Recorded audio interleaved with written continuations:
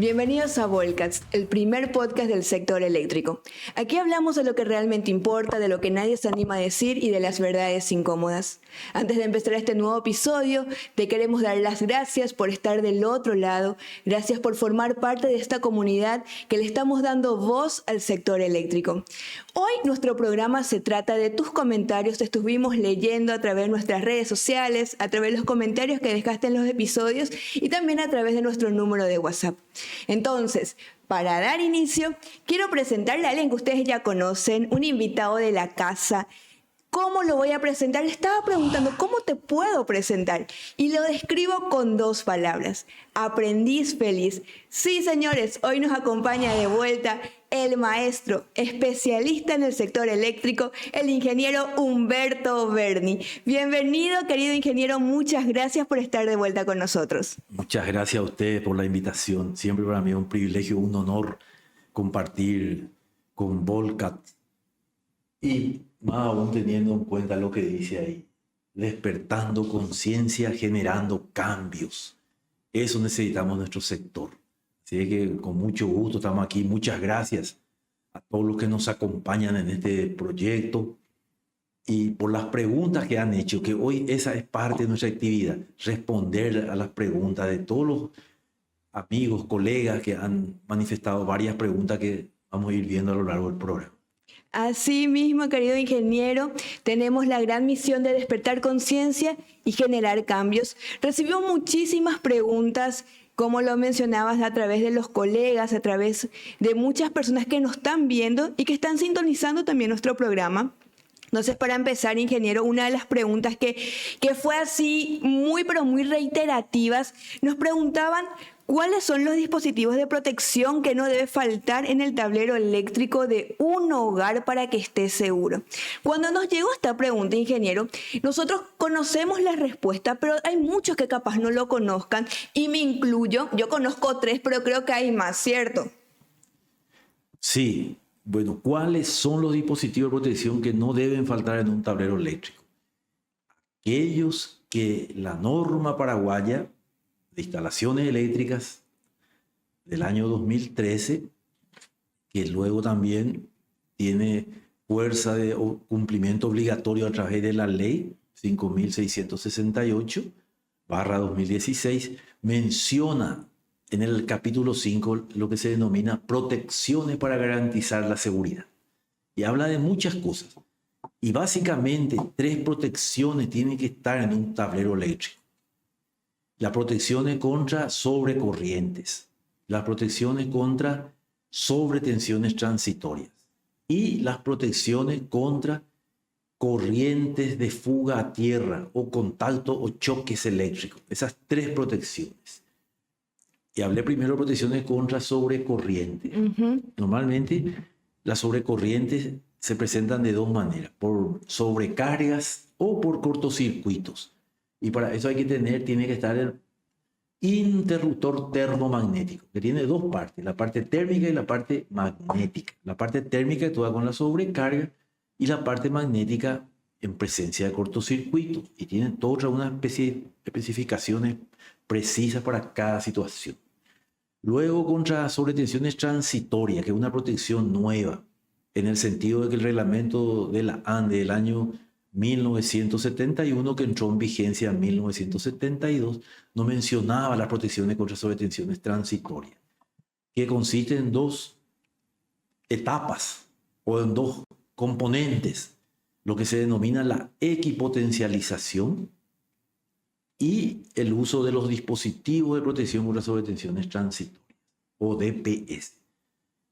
Y contra las corrientes de fuga a tierra, o choque eléctrico, que son muy peligrosos, se debe utilizar el conductor tierra, se llama, tierra de protección. Dice nuestra norma, el uso del conductor tierra de protección es obligatorio en todos los circuitos, en todos. Eso se denomina también la protección básica. Y luego viene la protección suplementaria o complementaria, que es el interruptor diferencial de corriente de fuga a tierra, que hay en ciertos lugares donde nuestra norma dice que debe ser utilizado. Ingeniero, somos sinceros, estas tres cositas que nos estaba mencionando, en todos los tableros lo tienen, o hay tableros, bueno, me imagino que hay muchos que no están muy actualizados para tener estos elementos. Desafortunadamente no todos tienen. Inclusive nuevas construcciones que tienen un nivel súper moderno, todo lo que sea la parte arquitectónica. A veces la instalación eléctrica que nos tocó ver no acompañó ese modernismo de la construcción civil, en el sentido de que no tenían todas estas protecciones. O sea que hay instalaciones que lastimosamente no pueden prevenir ningún tipo de accidente porque no cuentan con estos artefactos correspondientes. Así mismo, así mismo. Entonces, eso sería bueno que se contrate un buen profesional habilitado que conozca esto, que esté actualizado para que ofrezca un buen servicio. Hay muchos buenos profesionales. Entonces, ingeniero, una de las principales causas, si hay algún accidente en una vivienda, podría ser que no cuenten con estos 3 dispositivos. Sí, sí, exactamente. Y de ahí, especialmente dependiendo del tipo de accidente, si va a ser con consecuencias solamente para los equipos de la instalación o para las personas. Entonces, el principal es la protección de las personas, con el conductor tierra, la protección en todos los circuitos, y el uso de la protección complementaria e interruptor diferencial en los circuitos que corresponda. Con eso nosotros ya podríamos estar previniendo algún tipo de accidente eléctrico. Sí, sí, exactamente, exactamente. Porque el ser humano es una resistencia de 1000 ohmios. El ser humano es eléctrico.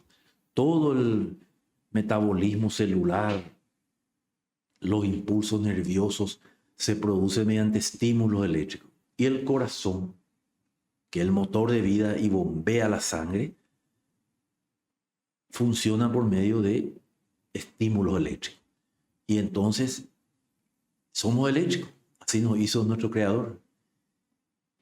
Y tenemos 1000 ohmios aproximadamente en todo el cuerpo como valor de resistencia. Y al tener contacto con una parte energizada, somos parte de ese circuito. Nos volvemos conductores entonces, ¿cierto? Sí, una resistencia que va a pasar al conductor por nosotros. O sea, a ese nivel estamos hablando, ingeniero, que puede ser mortal no tener estos dispositivos instalados para poder prevenir cualquier tipo de accidente. Sí, así mismo. Puede ser mortal.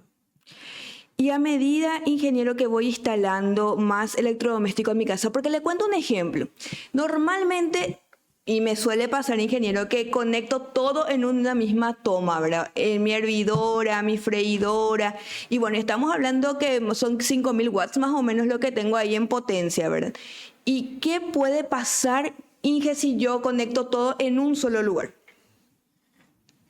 Si mi instalación no está preparada, ¿verdad? Vamos al punto que no tengo ninguna de las cosas que vos me mencionaste recién. Sí. O tengo una parte. Sí.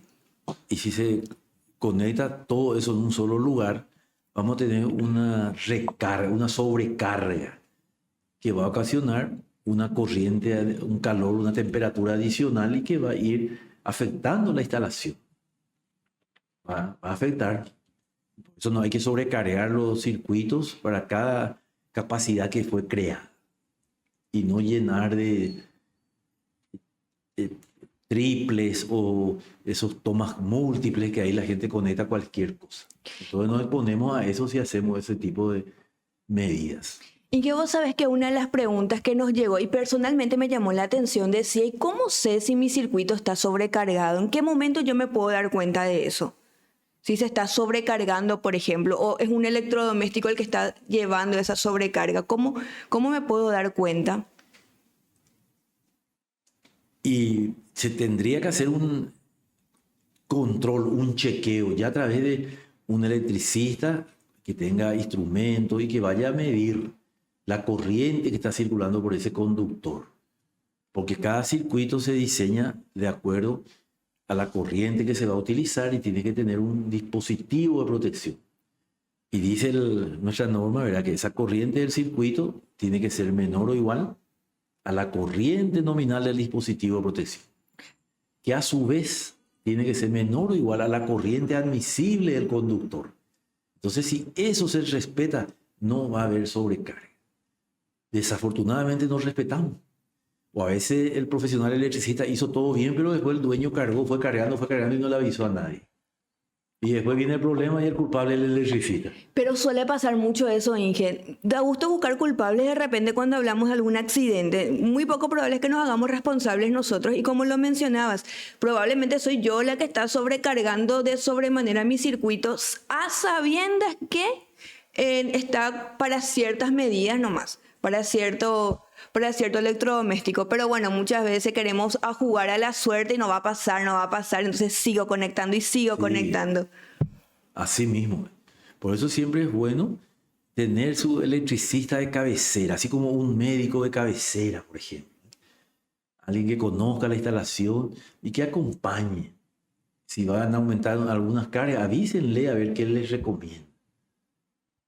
Y leía también, ingeniero, que decían, yo me doy cuenta cuando algo se está sobrecargando porque empieza a tener olor, decía. Entonces vos te das cuenta y algo no está funcionando correctamente. Y este usuario me llamó la atención porque decía, yo me doy cuenta que algo no está funcionando correctamente y calculo que ha de ser también una persona que no es del rubro, pero que cómo va a detectar. Entonces él decía, por el olor, algo no está funcionando, entonces me voy a desconectar. Y eso también puede ser perjudicial, ¿cierto, Inge? Te vas, no sabes en qué condiciones está la sobrecarga y vos te vas, tocas y te puede causar algún daño. Sí. Cuando ya se tiene un olor propio de cuando hay temperaturas muy elevadas y se está dañando la aislación de los materiales, ahí ya es riesgoso. Y como estaba diciendo, para no ir a tocar nomás porque no sabemos en qué situación está, se toma corriente o lo que fuere, ese enchufe, ahí ya se recomendaría entonces bajar la llave del tablero, la llave general, o llamar a un profesional que venga a hacer el servicio.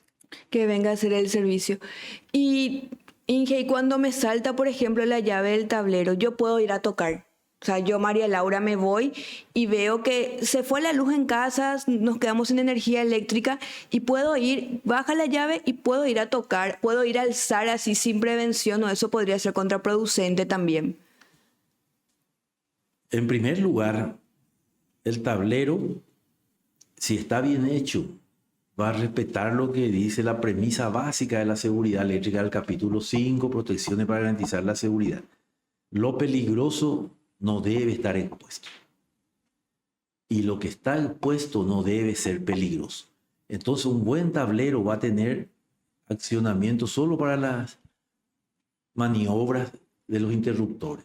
Eso no va a ser peligroso. Entonces, si saltó la llave, sí se puede rearmar. Y si pasó, fue una avería pasajera, se va a quedar. Ahí no hay, ese no es peligro, ¿verdad? De todas maneras, siempre tocando si el tablero es metálico, tocando de esta forma, nunca así, hacia adentro, sino de esta manera. Porque la contracción muscular es para adentro. Entonces, si ahí va a salir, pero acá me puedo quedar. Entonces, siempre de esa manera y volver a accionar la llave. Y si vuelve a bajar, ahí ya hay que esperar. Atención a lo que nos comenta el ingeniero Bernie, tengan en cuenta de cómo tocar un tablero en caso de que la llave esté baja. Nos decías, Inge, que tendríamos que tocar de esta manera, ¿cierto? Sí. Porque si tocamos así, nos puede causar... Nos puede causar tipo que nos quedemos ahí pegados, por llamarlo así. Claro. En cambio, de esta manera sería un poco menos riesgosa. Menos riesgoso de quedar pegado, como decimos vulgarmente. Pegado, sí.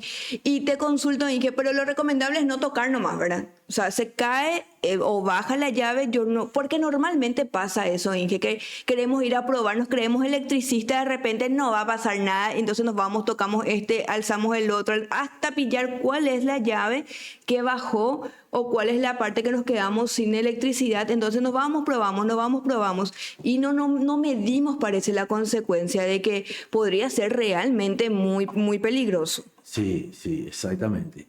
Es más, en las recomendaciones de la norma paraguaya ahora menciona que todos los tableros de una instalación eléctrica deben tener ahí por la contratapa el procedimiento a hacer cuando actúa la llave. Tiene que estar todo detallado. Y entre otras cosas menciona eso, no rearmar la llave en reiteradas ocasiones. Y recurrir a un profesional para ver qué es lo que sucedió y no exponerse a algún peligro. Y muchas veces nosotros queremos exponernos, parece que es algo de nuestra naturaleza ir a probar, ir a tocar, ir a ver qué es lo que es el problema, por no querer llamarle al técnico especializado, al técnico certificado. Yo nomás quiero tratar de solucionar y no medimos de repente la consecuencia que esto pueda acarrear, ¿verdad, Inge? Así mismo, así mismo. ¿Cuántos casos hay de gente que así perdió la vida inclusive? Por querer probar. Por querer probar. Por querer levantar la llave, por querer tocar a lo que no está dentro de nuestros conocimientos. Exacto. Y muchas veces nos pasa que no escuchamos, ¿verdad? Y que no queremos, parece aprender, sino que hasta que te suceda, hasta que te pase. Sí. Así mismo. Y de todas maneras también para los colegas, para refrescarnos la memoria y recordarnos de que hay todo un procedimiento cuando actúa una llave. Dependiendo, hay que ver cuál fue la llave que actuó. Vamos a suponer que el interruptor termomagnético de corte general actuó. Entonces uno puede rearmar. Y si se queda, como le digo, fue una falla pasajera. Y si se rearma y vuelve a saltar, ahí hay varios procedimientos. Uno de ellos es desconectar todos los interruptores monofásicos, monopolares, y rearmar la llave. Si se queda la llave, quiere decir que no es el interruptor tripolar que le falló. Y luego de a uno ir levantando cada llave correspondiente a cada circuito. Y donde vuelve a saltarla, ese es el circuito donde está la falla. Entonces se deja hasta que venga el electricista ese circuito nomás sin luz. Y el resto va a tener todo. Completamente entendido, Inge. Y te consulto, si yo veo un cortocircuito, por ejemplo, Inge, ¿verdad? Yo veo que se está prendiendo el tablero o está pasando algo. ¿Qué hago? ¿Me voy? ¿Desenchufo? ¿Qué normalmente tengo que hacer? Sí. La gente que trabaja en prevenciones de seguridad habla de un procedimiento. Siempre se recomienda interrumpir la fuente, de cortar la llave general, que puede estar en otro tablero, o la limitadora de carga, pero interrumpir el suministro. Y no derramar agua, como dijiste. Y no es nomás tan habitual, porque nadie tenemos en nuestra casa un extintor de incendio. Casi nadie. En el auto no hay, imagínate en la casa. Y en la casa sería bueno que si podemos, tengamos, y si no usamos mucho mejor. Un extintor de incendio para incendio clase C es para uso eléctrico. A clase C. Sí, Toma nota, clase C es para evitar cualquier tipo de apagar el cortocircuito. Para tratar de apagar ese fuego. Ojalá no usemos, pero es necesario entenderlo. Sí, por el tipo de carga que se presenta, los otros no van a interrumpir la energía eléctrica. Sin embargo, el clase C sí puede interrumpir. Puede ayudar y atenuar o apagar ese fuego presente. Puede evitar entonces una tragedia. Sí, exacto. Inge, y si voy a más, o sea, voy a un extremo superior, si veo una persona que se está electrocutando, Inge, ¿qué hago en ese momento? ¿Cómo le puedo ayudar? ¿Le toco, no le toco? ¿Llamo al 911? ¿Qué normalmente puedo hacer si veo a una persona que está sufriendo una descarga eléctrica? ¿Y dónde está sufriendo la descarga eléctrica? ¿En la vivienda? ¿En la vía pública? Y pongamos el caso que puede hacer en la vivienda, en una casa. Y la misma cosa, primero tratar de interrumpir la fuente, bajar la llave. Si es que en un circuito terminal le corrió una ladera, tratar de bajar la llave. Y tener en cuenta, ponerse un material aislante por los pies y tratar de con algo quitarle a la persona, pero no ya agarrar, así, porque a veces hay gente que se va a agarrar y se quedan a veces los dos. Puede pasar eso, Inge. Entonces, primero es interrumpir el suministro, ver dónde y cortar la llave. Por eso el tablero dice que tiene que estar montado en un lugar de fácil acceso. No puede estar en un sanitario, en un baño o en dormitorios. Tiene que ser lugares, entre comillas, públicos. Ser una sala, un comedor, una cocina, un pasillo, para que cualquiera pueda eventualmente interrumpir en esos casos, En caso de en emergencia. caso de emergencia. Entiendo. Y cuando me decís materiales, o sea, de usar en cosas aislantes, ¿a qué nos referimos, Inge? ¿Qué, por ejemplo, podría ser Un para calzado de goma, como decimos los paraguayos, un champión. un campeón? Material aislante, o una suela de goma por lo menos. Eso me podría ayudar también. Sí, sí, para eventualmente ir a tocar a la persona que está ahí en el... Y después el susto que te llevas, me imagino que ha de ser de otro planeta, ¿verdad? Porque no es nada agradable. Pero es importante saber, Inge, porque muchas veces no sabemos si puede ocurrir o no ocurrir y que los que nos están viendo puedan saber también cuáles son los riesgos que uno puede tener y que puede ocurrir inclusive en tu casa y qué hacer si eso pasa. Entonces, hoy nos estás dando un súper consejo de poder bajar la llave, de que nuestro tablero esté a la vista, que no esté en un lugar de poco acceso, que usemos en zapatos aislantes que nos puedan ayudar a que eso también podamos nosotros ayudarle al que está sufriendo esta descarga. Sí, sí, claro, eso me refería cuando usted preguntó si alguien le está corriendo y le quiero auxiliar, ¿verdad? Tener algo aislante por lo menos y tratar de quitarle. Y bajar En primer lugar, si se puede interrumpir el suministro. Sí, se puede interrumpir. Y ahí ya va a terminar. Y ahí busco mi tablero que me habías mencionado. Sí, sí. Entonces voy, interrumpo la energía y luego me voy a... Esos serían los pasos a seguir. Los pasos a seguir. Genial, Inge.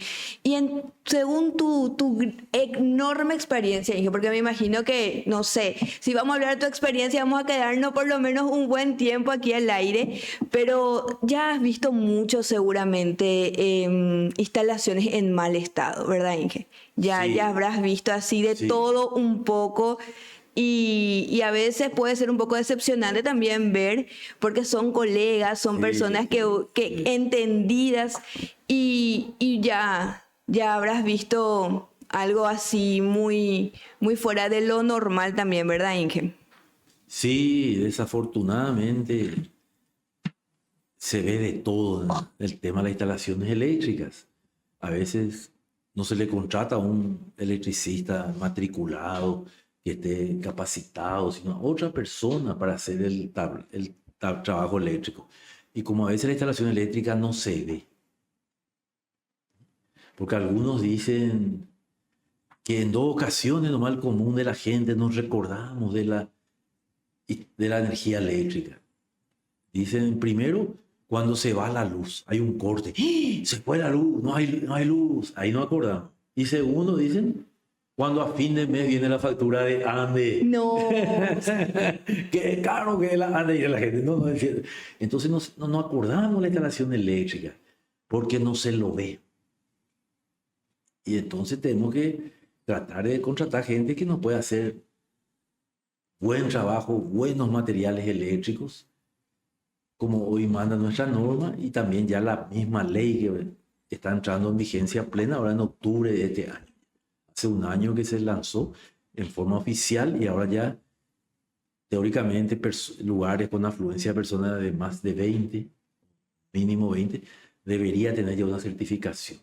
Porque eso es muy importante porque tiene un papel de prevención tremendo que se pueden evitar. Inge, ¿cuáles son los problemas más comunes que vos encontrás cuando se termina una instalación nueva y empieza a tener algún problema, por ejemplo? O puede ser también un error del profesional que tiene el proyecto capaz pero no lo sabe ejecutar, o también el producto que utilizó no está 100% certificado y como lo mencionabas también que con la norma podría haber más control. Entonces, ¿cuál sería un problema así más común que vos te vas a verificar alguna instalación y decir otra vez lo mismo? Sí. ¿Cuál sería, Inge? Sí. Y hay varios factores, pero los más comunes son en primer lugar que todavía no se está usando el conductor tierra de protección. Y ese conductor tierra de protección, en una falla de una instalación eléctrica, puede ser la diferencia entre la vida y la muerte de la persona que recibe el choque eléctrico.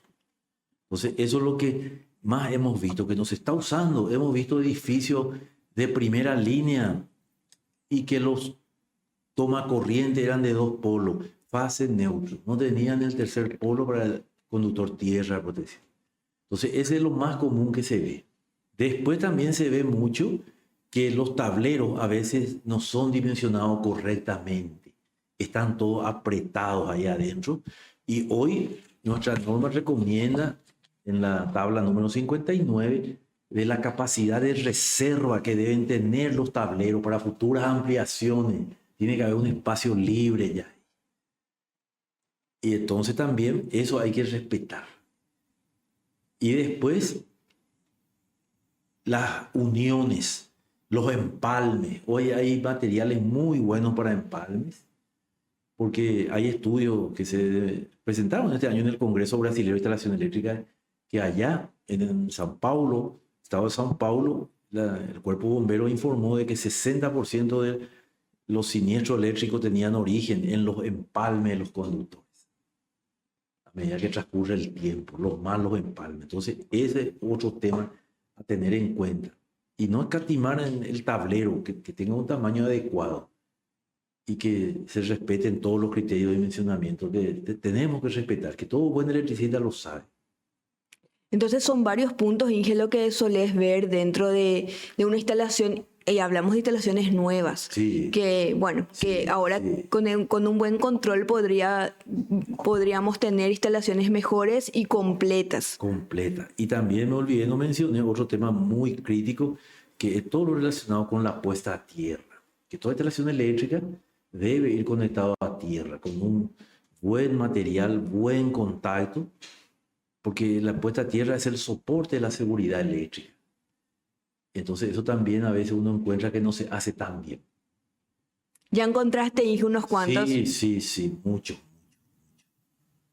Y con lo que mencionabas, ¿verdad? Que de repente hacer un buen trabajo es lo que puede salvar la vida. Salvar. Y entender que es muy importante cumplir y hacer que las cosas funcionen y que estén todos bien ordenadas, porque por algo está escrito, ¿verdad, Inge? Para que se pueda cumplir y pueda ayudarnos también a nosotros, los usuarios, a tener una tranquilidad y una seguridad en el entorno que nos toque estar, ya sea en la casa, ya sea en la empresa, donde te toque estar. Entonces, justamente con la seguridad eléctrica, que es la norma que se va a estar llevando ya dentro de poco a reglamentar y a poder salir a los lugares, a poder controlar, nos va a ayudar mucho para que podamos tener esa certeza de que, ay, por lo menos si pasa algo, va a actuar la norma y se va a poder cumplir. Así mismo, así mismo.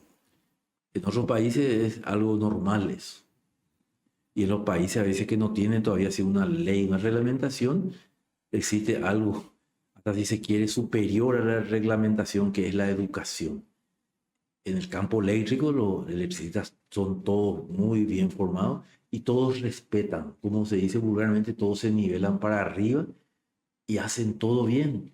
Pero acá, desafortunadamente, porque todos miramos nada más que el precio. Y a veces el menor precio no nos va a ofrecer lo mejor. Sin embargo, en otros países, todos se nivelan para arriba y te van a ofrecer, va a haber diferencia de precio, pero todos te van a ofrecer lo que corresponde. Y no como aquí, que a veces no hacen pasar, como decimos vulgarmente, gato por liebre. Suele pasar mucho, Inge. Inge, una de las preguntas que también nos llegaron en los comentarios trataba mucho de la subtensión y sobretensión que recibimos de la red eléctrica. ¿Es peligrosa para la instalación eléctrica o solo para los artefactos conectados? Me llamó mucho la atención, Inge, por eso te traigo hoy a mesa para que nos puedas un poco dar luz con eso. Sí, cuando hablamos de tensión, subtensión, sobretensión, tenemos que primero saber, por ejemplo, en caso de sobretensión existen 3 clases de sobretensiones más habituales. La sobretensión permanente, en vez de que nos llegue en un toma corriente de 220 voltios, nos llega a 240, 260. Es una permanente, sobretensión permanente. O puede ser sobretensión temporaria, que en cierto horario nos llega esa tensión elevada y luego se normaliza. Y otra sobretensión que es muy frecuente cuando las condiciones climáticas sí lo permiten, son las sobretensiones transitorias. que son sobretensiones que tienen niveles de tensión y corriente y frecuencia muy elevadas. Kilovoltios, kiloamperios, kilohercios. Y de corta duración. Microsegundos, 10 a la menos 6. Y el origen de esas sobretensiones transitorias son la descarga eléctrica atmosféricas, ya sea directa o indirecta que puede caer hasta una cierta distancia. Hay países que hablan de 2 kilómetros, 3 kilómetros, que aún los niveles de esas sobretensiones pueden causar daño en la instalación. ¿Sí? Y las sobretensiones transitorias son lo que se presentan más, que pueden tener 3 orígenes. La descarga eléctrica atmosférica, también cuando hay maniobras a frecuencia industrial, que frecuencia industrial es en nuestro país 50 hercios, o en las redes de distribución o de transmisión de la ANDE al energizar un equipo, se presenta una sobretensión transitoria que dura microsegundos. Y también después de un apagón, de un corte, cuando vuelve puede ser que venga con un pico la tensión. Por eso anteriormente nuestros abuelos, nuestros padres decían que teníamos que desconectar todo. Y corresponde, o también tener la protección contra esa sobretensión transitoria.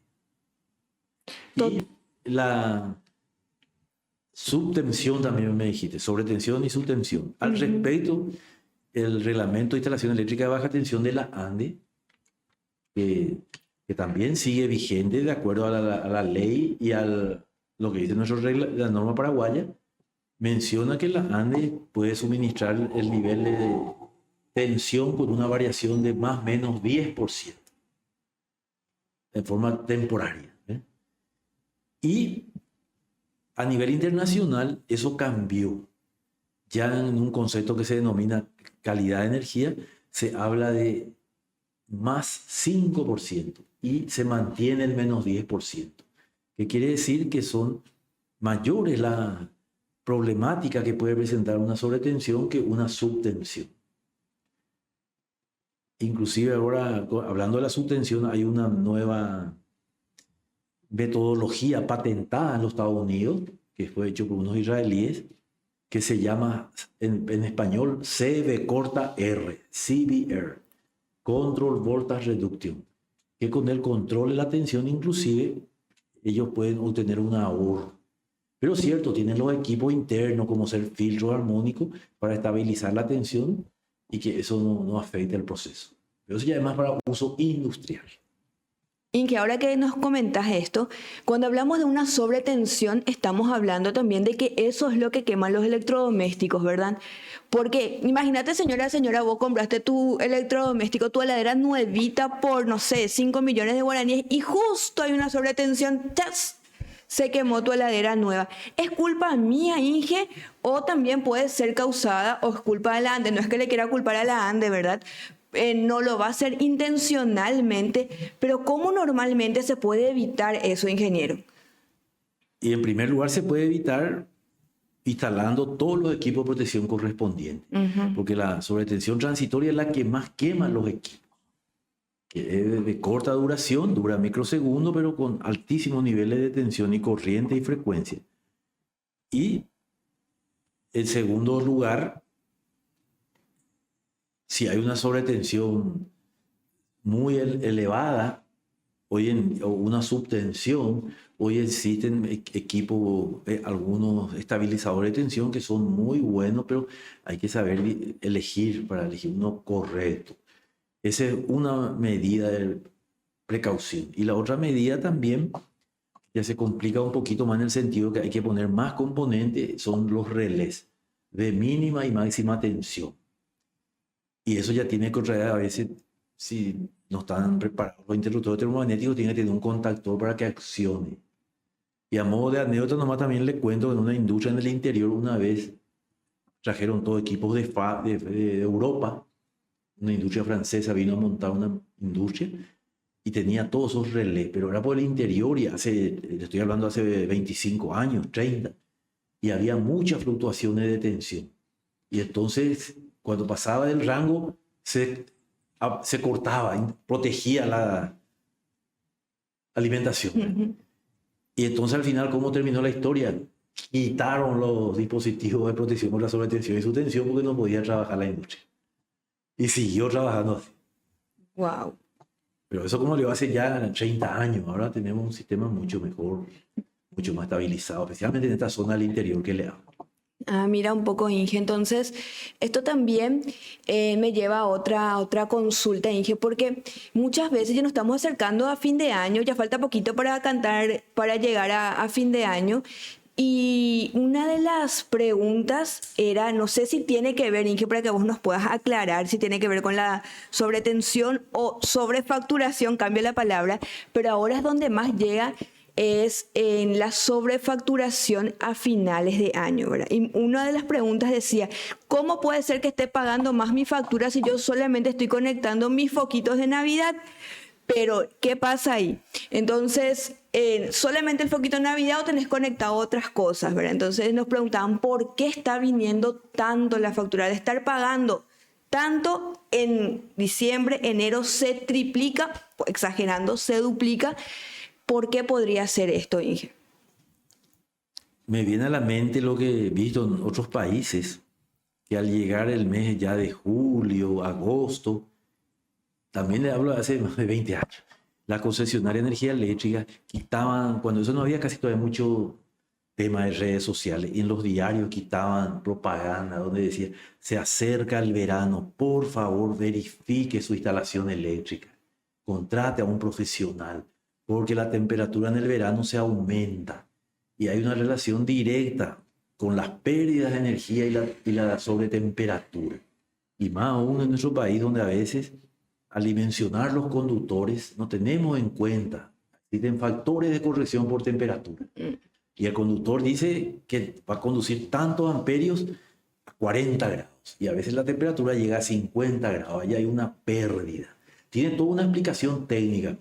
Pero como no tenemos acá cómo demostrar así con fórmula eso, entonces es algo que se refiere principalmente a veces a las condiciones climáticas, al mal dimensionamiento de los conductores y al mal uso de los equipos, los acondicionadores de aire.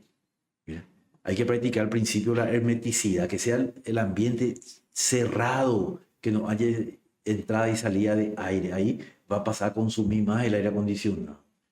Y la temperatura de confort ambiental es entre 18 a 28 grados centígrados. Y entonces 24 a 25, 24 grados es lo que hay que poner el aire acondicionado. La gente pone en 16. No para el compresor de trabajar y lo mismo no va a enfriar como se espera.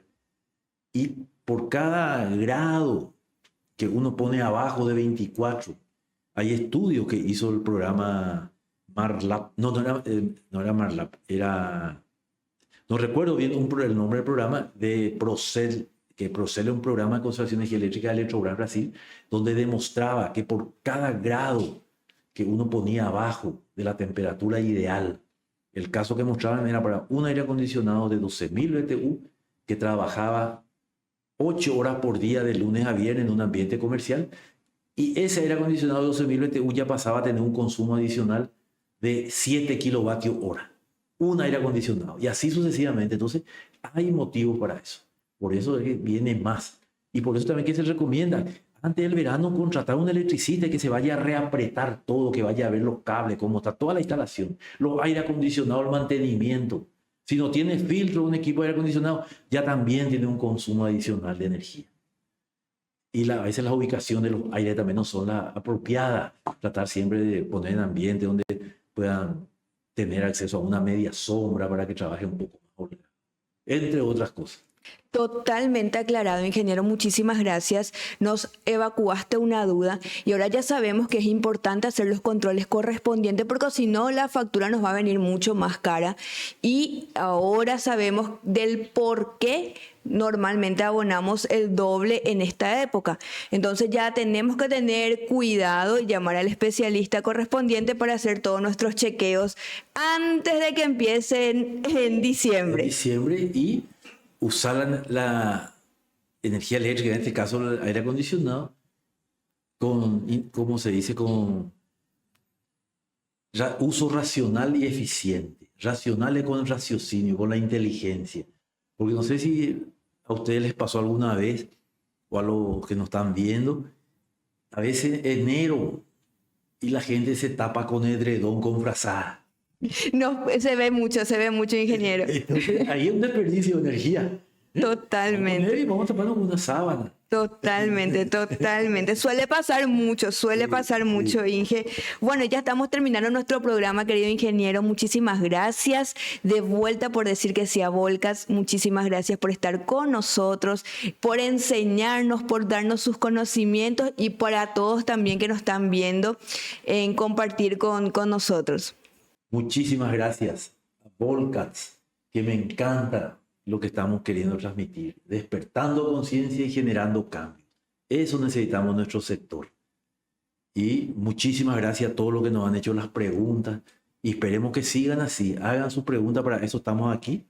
Con mil gusto, lo que está a nuestro alcance vamos a estar compartiendo. Así como lo mencionó el ingeniero Humberto Berni, este episodio abarcamos la seguridad eléctrica en base a tus comentarios. Así que no te olvides de seguirnos, activar la campanita y estar pendiente a un próximo episodio, porque esto es Volcas, despertando conciencia, generando cambios.